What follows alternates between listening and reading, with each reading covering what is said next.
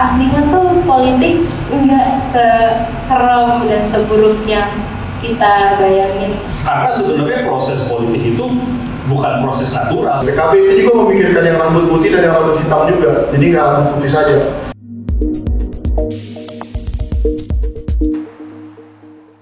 Apa yang dimiliki oleh anak muda itu yang makin tua akan redup? Pertama, imajinasi.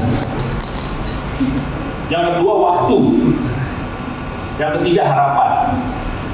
Semakin kita tua itu hilang, berkurang. Orang tua yang banyak imajinasi jadi apa? Gila. Orang tua yang masih muda, yang masih punya waktu, nggak ada. Harapannya orang tua gimana? Yang muda. Semua perubahan itu datangnya harus dari yang muda. Di mana ada revolusi yang tidak dipimpin oleh anak muda? Gak ada. Tadi aja dibilang kita dasarnya sumpah pemuda, bukan sumpah orang tua.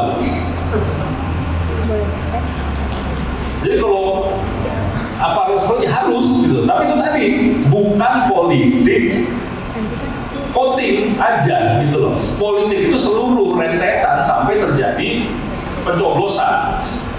Kalau misalnya terlibat politik hanya pada saat mencoblos, ya itu kita jadi komoditas sapi. Jadi kita mesti paham prosesnya gitu kan. Terlibat di situ. Dia berorganisasi, demo termasuk protes termasuk gitu kan. Memberikan solusi, menawarkan solusi gitu kan. Pemerintah dikritik ya memang udah tugasnya. Pemerintah buat dikritik gitu. Karena mereka punya wewenang untuk melakukan sesuatu. Kalau mahasiswa dikritik, kita bisa apa gitu?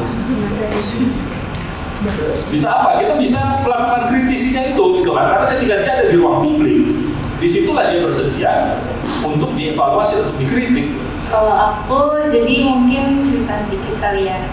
Jadi aku tuh awal-awalnya lagi di tengah-tengah kuliah, terus aku alhamdulillah dapat kayak celah gitu buat masuk ke politik. Kalaupun nggak langsung nyemplung gitu ya, masih kayak ya itulah coba-coba. Nah dari sini aku tuh benar-benar amazed banget sih sama PKB. Gara-gara mereka di umur aku yang masih kayak very young, masih 21 tahun, mereka tuh malah mau ngerekrut aku buat jadi jubir bicara milenial mereka. Dan pas aku awal-awal masuk PKB tuh kayak ya takut lah, gara-gara ya kan emang kita yang kita lihat di media gitu tentang politik dan lain-lainnya, ya aku agak grogi. Dan pas aku udah kayak kenalan sama Kak Mai, ada Kak Dira juga di sana, dan mereka tuh benar-benar very welcoming, dan mentor-mentor juga yang di sana yang udah di partai PKB juga mereka very welcoming, dari ya pokoknya mereka mau bantu banget lah. Dan mereka kayak aku juga di sana ngerasa kayak lagi belajar gitu. Jadi aku belajar dari sana sini. Jadi ini benar-benar experience yang oke banget, dan aslinya tuh politik nggak serem dan seburuk yang kita bayangin. Aslinya santai kok. Orang-orangnya tuh asik-asik, seru-seru. Terus bisa juga kayak bikin kayak teman-teman baru. Jadi ya pokoknya kita harus ubah sih persepsi kita tentang politik itu, dimana politik itu kayak aduh serem deh masuk politik, orang-orangnya juga tahu gimana. Tapi enggak kok, orang-orang tuh very welcoming, very santai, oke banget sih. Kalau panggilan politik sebenarnya dari dulu itu karena saya habis lulus dari London itu ya, saya pertama-tama merasakan nyari kerja itu susah. Yang menerima saya di London itu cuma satu, itu pun magang doang. Saya diterima di KBRI, di Kedutaan Besar Republik Indonesia. Di situ saya membantu bidang ekonomi untuk ya kira-kira hubungan antara Inggris dengan Indonesia itu seperti apa sih, perdagangan dan seterusnya. Di situ saya belajar berpolitik, dan ya positif dan negatifnya dan saya rasakan semua lah di situ, kira-kira seperti apa. Tetapi saya melihat sebagai contoh ya, di situ kan ada atas pendidikan.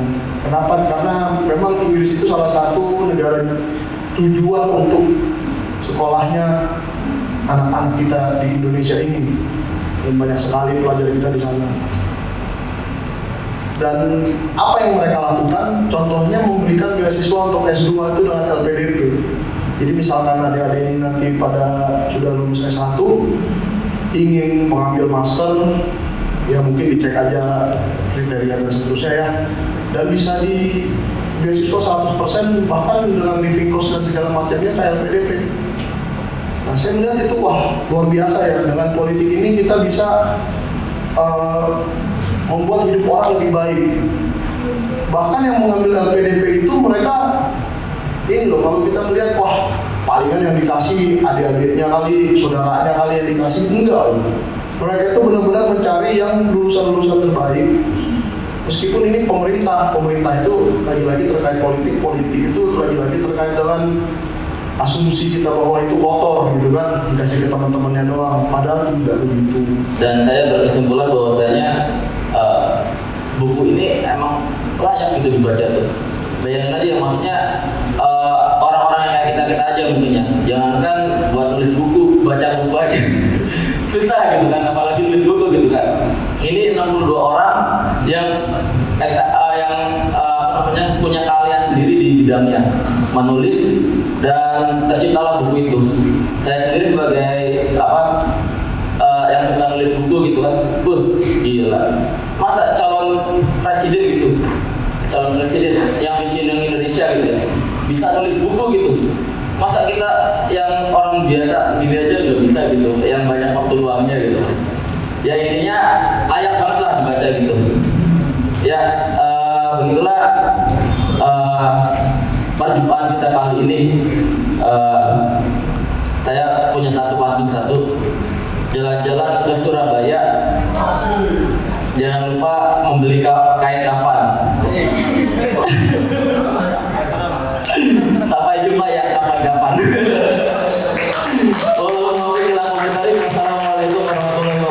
Untuk acara pada siang hari ini, acara bedah buku, acaranya sangat menarik, terutama ada beberapa dari tokoh PKB. Menurut saya, Partai PKB ini memang bisa membahas isu-isu tentang anak-anak muda, itu sangat bagus. Acara seperti ini agar lebih dikembangkan lagi, karena acara seperti ini tuh lebih merangkul terhadap anak-anak muda. Saya berharap dengan adanya acara ini dapat menumbuhkan rasa untuk membangun kepedulian kepada masyarakat.